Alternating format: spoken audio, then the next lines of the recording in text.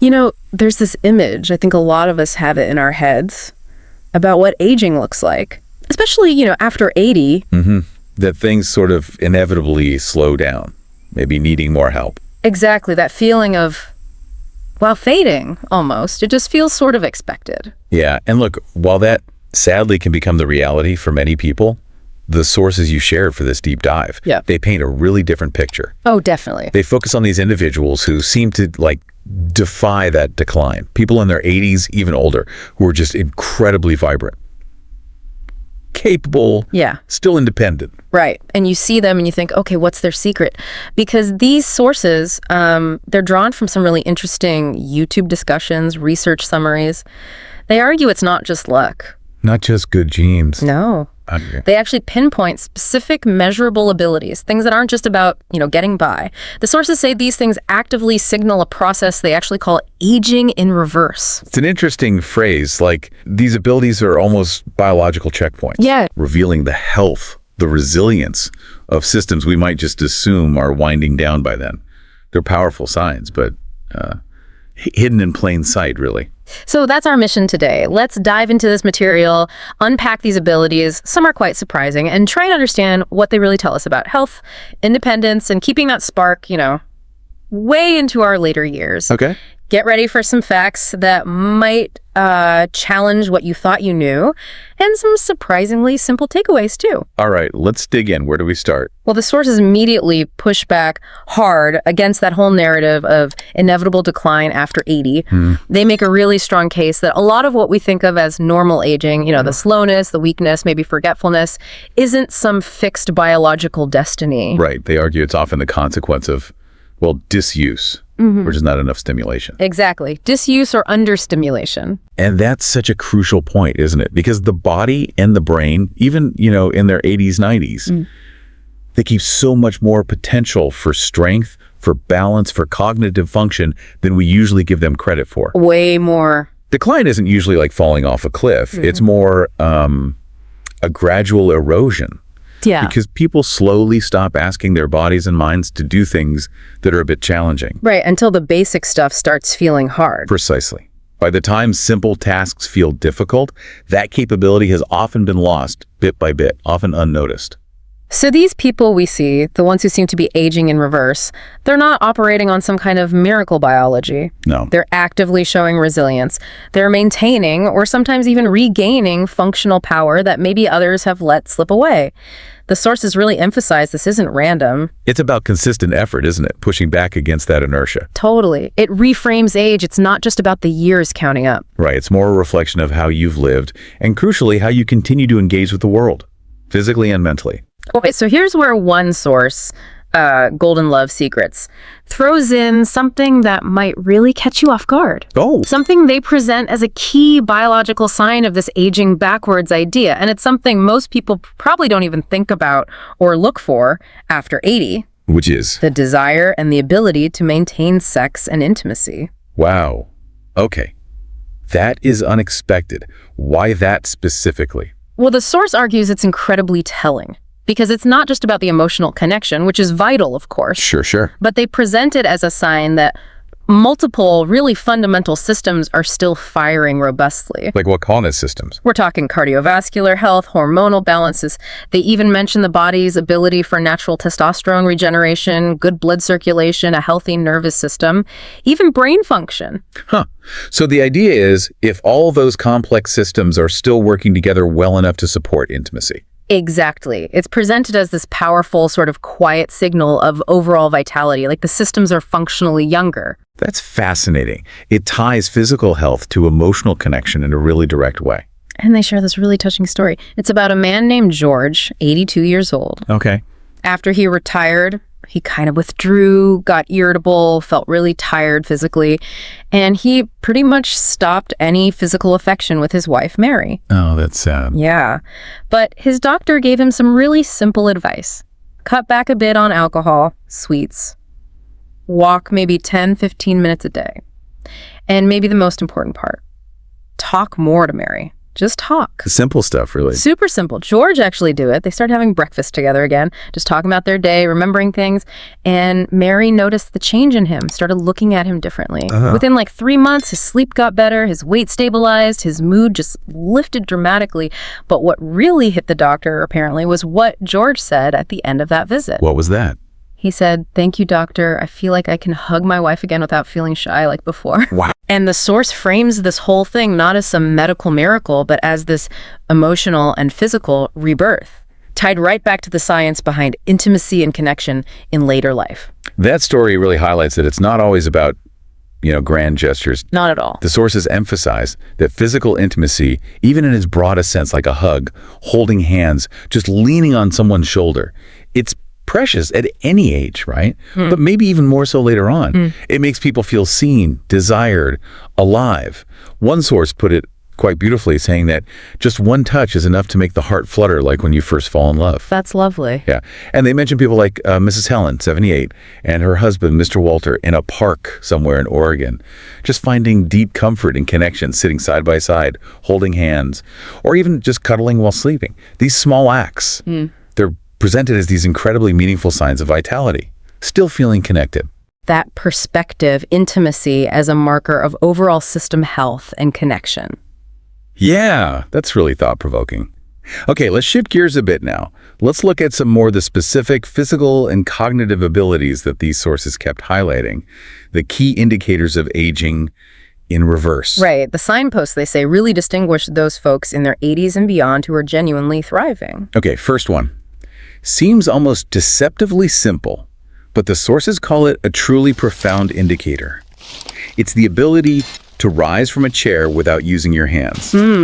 So just standing up from sitting, no pushing off the armrest or your knees or anything nearby. Exactly. And it's not just leg strength, is it? The sources say, yes, lower body power is key, but it also demands core stability. Right. Precise balance, and that seamless coordination between different muscle groups. Yeah. It's really fundamental for so much of daily independence. Definitely. If you can do that easily, it says a lot about your overall physical health, your autonomy. And losing it can be subtle, right? You might not even notice it first. Yeah, there's that anecdote about Eleanor, 82. She started just, leaning heavily on tables to stand up, didn't think much of it, just being cautious. Then, like a week later, she fell getting out of bed. Her legs just couldn't support that initial move, and that fall was her wake-up call. So what did she do? She committed to just 10 minutes a day. Simple seated leg lifts, slow squats, tiny things. But within weeks, she could stand up unassisted again, and felt this huge surge of confidence. That's great. It really encourages you to try it yourself, doesn't it? Next time you stand up, are your hands reaching out? Or are your legs and core doing the work? The sources stress, if you can do this easily in your 80s, it's actually a rare and incredibly valuable ability, worth actively protecting. Okay, so related to mobility, what's next? Building on that, another key physical sign, walking briskly without getting winded. Right, moving at a good clip, purposefully, without getting breathless or feeling unsteady. And this was pretty well recognized. The sources even cite research, JAMA, I think, showing walking speed is a huge predictor of health and longevity. Often better than some standard medical tests, they said. Yeah, because a brisk pace needs strong cardio, good lung capacity, muscle strength, steady balance.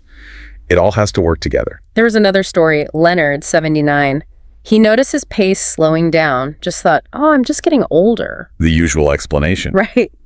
Then he found he couldn't even walk 1 block around his neighborhood without stopping to rest. Felt awful. Debilitating. Totally. So he started really small, just walking to his mailbox a bit faster each day, then extending the route, the pace. And the sources use stories like his to show it's not just about speed, it's about regaining resilience, vitality. So the question for you listening is, can you move quickly enough to, say, comfortably cross a busy street? Or walk a few blocks without needing to pause. That ability reflects how well your vital systems are still working in sync. Okay, what about balance? That always comes up. Absolutely. Shifting slightly, but still fundamental. Balancing on one foot for 10 seconds. The single leg stance test. So just standing on one leg, 10 seconds, no major wobbling, not needing to grab onto something. Exactly. And the sources present this as a surprisingly serious marker. It shows how well your body and brain are communicating. Because it involves so much, right? muscles, your inner ear, the vestibular system, your vision, plus all that complex brain coordination. It's a direct reflection of neurological health, sharp reflexes, and we know poor balance is a huge risk factor for falls. Which are a leading cause of serious injury and loss of independence for older adults. Yeah. And they mentioned studies, like one in the British Medical Journal, showing a strong link between being able to do this and living longer, recovering better from health issues. Makes sense. Was there an anecdote for this one? Yes, Judith, 81.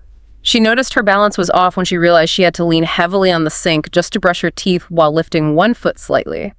Realized she couldn't actually stand on one foot unsupported at all, and the thought of falling really spared her. So she started practicing every day, held onto a countertop at first for safety. Smart. Yeah. Within weeks, she could balance unassisted, regained not just the physical stability, but this deep sense of confidence and control. So the sources encourage you, try it yourself. Safely, near a counter. Definitely near a counter. And if you can hold that stance for 10 seconds, they describe it as showing remarkable control. You're in an elite group whose systems are working exceptionally well together. Okay, here's one that a lot of people in their 80s maybe actively avoid. Let me guess. Getting down on the floor. Bingo. Getting down to the floor and back up without help. Lowering yourself all the way down, returning to standing. Totally unassisted. That is a tough one. The sources call it maybe the most holistic indicator of total body health. Right, because it uses everything. Legs, core, arms, balance, flexibility, coordination. It's a whole body test. And they specifically note that many older adults just stop going down to the floor because they're afraid they won't be able to get back up. Creates that cycle, right? Avoidance leads to decline. Exactly. The fear becomes a self-fulfilling prophecy. There was Frank, 83. His little great-granddaughter wanted to play on the floor, and he hesitated. Felt that worry, can I get back up? Oh, that's tough. Yeah. But that moment was a turning point for him. He started a simple daily routine. Slow squats, seated leg lifts, practicing kneeling to standing near his bed. Just patiently worked at it. And he regained it. He did. Regained the ability, the joy of playing with her, and this huge sense of pride. So the sources pose that really powerful question. If you avoid the floor, is it because your body actually can't do it anymore? Or is it because you've just stopped trying, stopped practicing? If you can still do it, they say it's a huge signal of integrated function. Okay, shifting to more everyday functional strength. Right, number 5. Carrying a full grocery bag without struggling. The grocery test. So lifting, holding, carrying a reasonably full bag without obvious strain, grimacing, needing help. Pretty straightforward. But critical. Sources say it measures usable strength. Arms, shoulders, back, core, grip. Even your legs and cardio are involved. And muscle mass does decline with age, that sarcopenia process. Makes tasks like this harder. Right. So being able to manage that bag easily signals you've kept robust muscles, healthy joints, good coordination. It's about navigating life's demands. They call these functional capabilities, those quiet, everyday wins. Walter, 80. He used to pride himself on carrying all the groceries in one trip. We all know someone like that. Totally. But then he noticed the bags felt heavier. One day, halfway up the stairs to his apartment, he just had to stop. Winded, arms aching. That must have been a shock. Yeah, it prompted him to start small strength routines. Squeezing a tennis ball for grip, light dumbbells, wall push-ups, nothing crazy, just consistency. Yeah. And it helped. Gradually, yeah. He regained the strength and confidence to manage his groceries again. The sources call that level of functional strength pretty rare after 80, a real testament to enduring capability. So ask yourself, can you handle a load like that comfortably? Good question. Okay, speaking of stairs, that brings us to number 6. Let me guess. Climbing them. You got it. Climbing a full flight of stairs without pausing. So maybe 10, 12 steps without stopping for breath, legs not wobbling, not clinging hard to the railing. The sources call stairs an honest test Yeah, I like that phrasing. because it immediately shows the state of your heart, lungs, muscles. It's a compound movement, needs leg power, core stability, cardio endurance, steady breathing. And doctors apparently use it as a quick check, right? Yeah. Climbing 10, 12 steps without stopping suggests strong heart and lung function. It's about resilience, endurance, pure and simple. Irene, 82. She had a minor fall, then developed this real fear of stairs. Just relied on elevators. Understandable, but limiting. Very. Visiting her daughter, she really struggled with the upstairs bathroom. Painfully. Realized how much abilities she'd lost. That's a hard realization. It was. But she started practicing daily. Just 3 steps at first, then 5, then the whole flight. Worked on her breathing, too. With patience, she got the endurance back and that quiet pride. So again, the question for the listener, do stairs leave you winded, unsteady? If you can climb a flight without pausing, the sources say that's clear proof.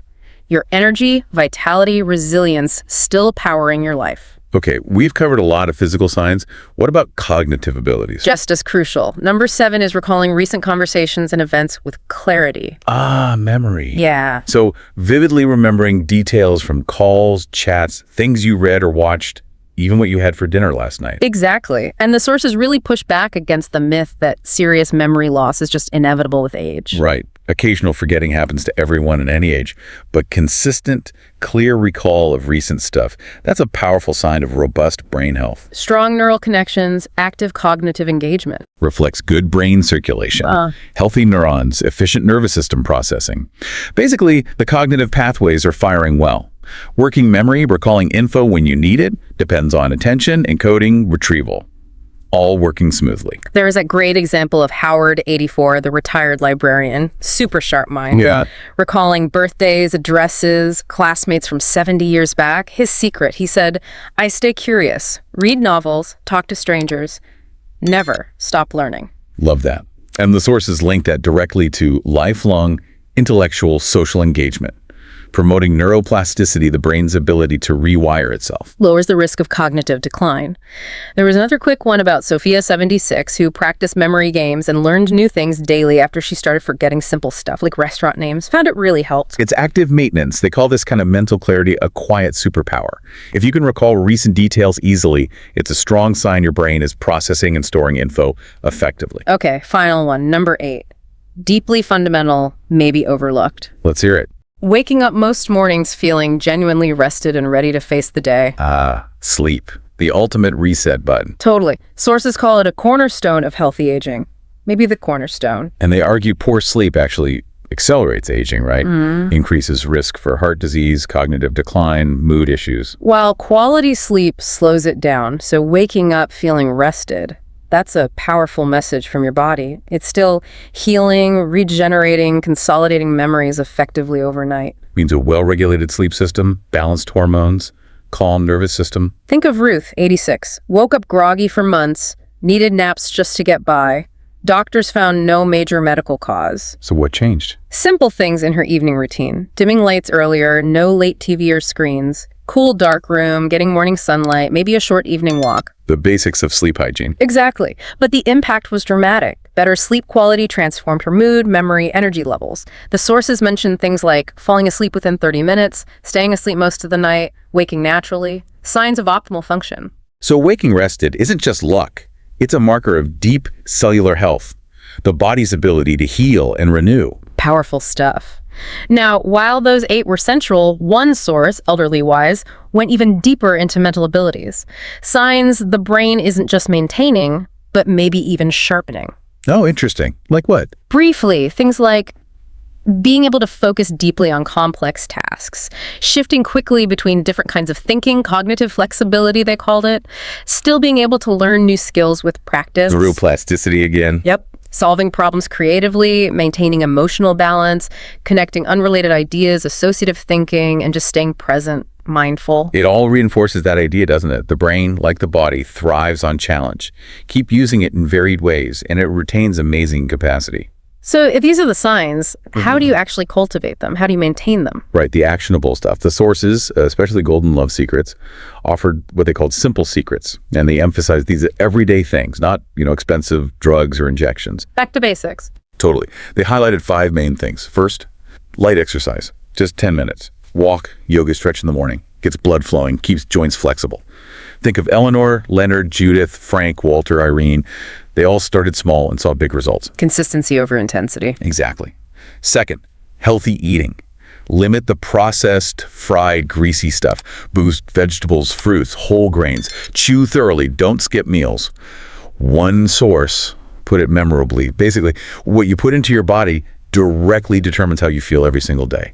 Good digestion is fundamental. Makes sense. Third, Third, communicate and be intimate. like we talked about with George and Mary. Talk more with your partner. Listen, don't shy away from expressing affection or wanting closeness. Even simple things like, I miss you, let's cuddle. That emotional connection is key. Back to that theme. Fourth, Get enough sleep. Aim for 7+ hours. Try to be in bed before 11 p.m. Turn off screens beforehand. Sleep is that golden time for recovery, hormone regeneration. Youth stories showed that powerfully. Crucial. And the Fifth, regular health checkups, especially keeping an eye on cardiovascular health, blood pressure, hormone levels. Early detection allows for timely adjustments. It's about staying ahead of potential issues. What I found really empowering in how the sources presented this was the emphasis on patience and listening to your own body. They frame these simple habits as enabling the body's own amazing ability to regenerate and heal, suggesting things like natural hormone balance are possible without drastic steps if you just consistently support your body. It really underscores that these abilities we talked about aren't random. They're the result of consistent fundamental self-care habits building up over time, letting the body and mind work closer to their best, even decades later. So wrapping this deep dive up, the core message from these sources feels incredibly hopeful, actually. I agree. Aging past 80 doesn't have to be that story of inevitable decline we started with. These resources show it can be about deepening strength, sharpening awareness, embracing life with real vitality. Yeah, and if you recognize even just a few of these signs in yourself, standing up easily, walking briskly, good balance, clear memory, waking rested occasion, the sources suggest you're not just surviving. You're thriving. You're actively defying those common expectations. Proving age really is just a number. What matters is how you live, move, connect, nourish yourself. And crucially, even if some areas feel challenging right now, the sources were really clear. Awareness is the first step. It is absolutely never too late to begin again. That's so important. Strength, balance, memory, purpose, healing, they can all be reawakened, improved, through those small, consistent, patient efforts. Which leaves us with a really potent question for you listening right now. Think about everything we've discussed from these sources. What is one small, simple action you heard today that you could commit to? Something to support your own strength, sharpness, independence, starting now. Yeah. And maybe how does this whole idea, these specific signs of aging in reverse, how does it change how you see your own potential, or maybe the potential of the older people you care about? Definitely food for thought. A lot to think about. Well, thank you for joining us as we explore these powerful insights from the source material today. It was fascinating. Keep exploring, keep learning, and stay curious.